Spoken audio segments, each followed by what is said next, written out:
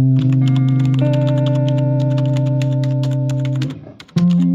has created this amazing literary masterpiece. She is a literary scholar. There is no morally sound person in this book. All of you need some serious therapy. I don't think any character in this book is redeemable. Oh my god. Hello, welcome back, and welcome to episode 1 of me reading books that I find intimidating. Whether it's because of the page length, whether it's because it has challenging themes, whether it's intellectual intimidation, meaning I'm afraid that I'm not going to understand the book very well, whether it's because it's really hyped and I'm worried I'm not going to love it. For one reason or another, there are just certain books that intimidate me, and this is me trying to get through those books because I just don't want them sitting on my shelf. So the first book that we're going to be picking up that I find really intimidating is Catabasis, or Catabasis, however you want to pronounce it, and it is by R.F. Kuang. I love R.F. Kuang's writing. I think her writing is beautiful. I read The Poppy War. I haven't read her Yellowface or Babbles. I do know that this contains fantasy elements, but it's definitely very focused on the academic side of the house. Now, I also know that there's a lot of discourse around this book. You have a lot of people that really enjoyed it because of the academic setting, but you also had a lot of people that didn't enjoy it because they went into it assuming that it was a romance fantasy, and it is definitely not that. But the reason why this one intimidates me is because of that intellectual intimidation. I'm worried that I'm just not going to understand and grasp the information, but also because of the reputation. There's kind of like a back and forth reputation with this book, and it makes me nervous that I'm just not going to like it. I've read the synopsis quite a few times, and this follows our two main characters, Alice and Peter, who are students at this university, and their professor ends up in the underworld. Don't know how he ends up in the underworld, but he ends up in the underworld, and they go embark on an adventure to the underworld. So this is the first book that I'm going to be starting in this intimidating series.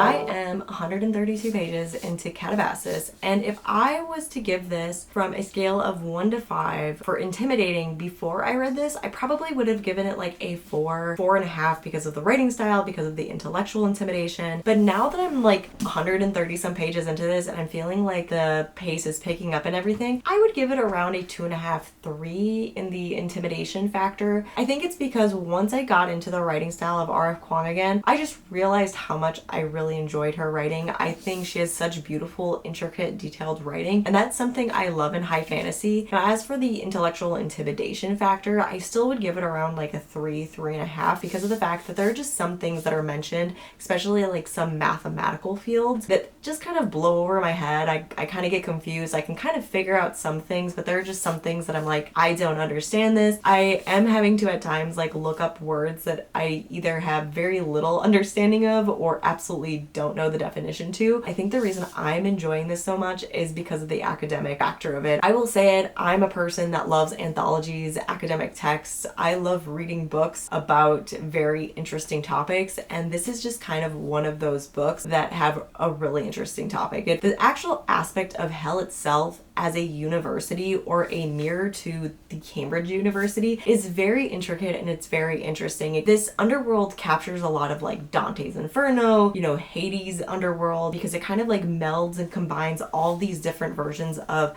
the underworld and hell into one. Now here's the thing. I will say I understand why people are getting frustrated with this book and or are not really enjoying this book, because of the fact that 80% of this book is academic information thrown at you and 20% of it is actual plot, as if we're in this like action situation and then all of a sudden we're thrown into this big academic dialogue of like explanations and informations and almost like a dictionary of what's happening. And I do get frustrated with that because I feel like we're interrupting some really important plot progression. The academics are overshadowing this really fun plot. So that is my critique, but there is some very big themes in this book. Kwong really does this amazing job at literally calling out the academic system's failure in their students and these young adults and everything. Alice is a prime example of her mentors and the adults in her life failing her. She is exhausted to the bone just to get the perfect grade, just to write the perfect paper, to be seen as the top person in her field. And I don't think anyone's doing her a favor in encouraging it. In fact, I think these mentors and these professors are exploiting these young adults and these undergraduates and graduates, and they're using them for their own gain. These young kids from the very beginning of their education life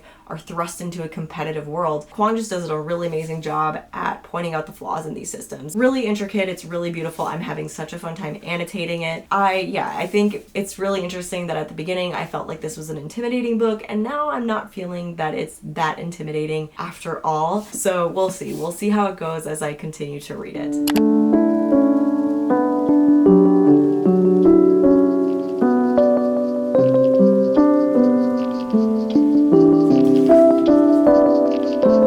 I'm sorry. You did what now? In what part of your brain, your genius level brain, did you think that that was ethically or morally okay? How could you even... Is there no morally good person in this damned book? Like, is there no one good person? Like, all of you need some serious therapy. Do none of you have any moral grounds to stand on? I don't know.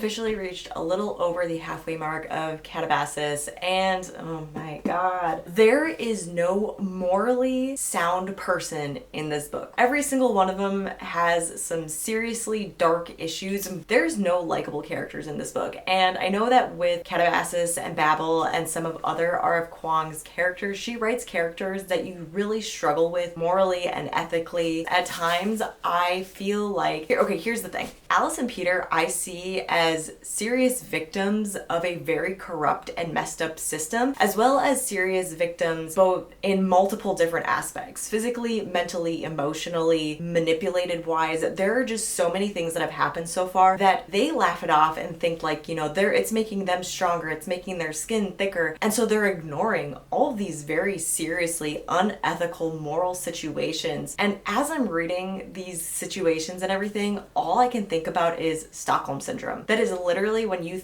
think about the definition of Stockholm Syndrome, that is what these characters are going through. Yet at the same time, they're also becoming part of this corrupt system. They are becoming and melding into the thing that their professors and the society wants them to be. They're starting to blur those lines themselves. And the things that they do and are willing to do, you know, that question of like, what would you do? What lines would you cross to succeed? They're victims, but yet at the same time, they're becoming the manipulators. I'm struggling with them as characters, but yet I'm so fascinated with them because they are literally bringing up every moral conversation out there. That being said, I am enjoying the story. I think the story is really great, but I think once again, like, pull back a little bit on the academics and you would have a really great story here. So I'm gonna continue reading it. I'm gonna see where this is gonna go. Honestly, I don't think any character in this book is redeemable at this point. So I am officially 100 pages almost to the end of Catabasis, and I'm already knowing, or at least have an idea of what I'm gonna rate this. It's between a 3 and a 4 4-star. I definitely don't see it being more than a 4-star, but it is definitely not less than a 3-star. And I think by the end of this, I will know for sure what I'm going to rate it. But here's the reason why so far this book hasn't been like, oh my god, it needs a 5-star. It isn't because of her writing style or her literary connections between Dante's Inferno and Alice in Wonderland and Ovid and Aristotle. In fact, she has created this amazing literary masterpiece. She is a literary scholar, and she has taken these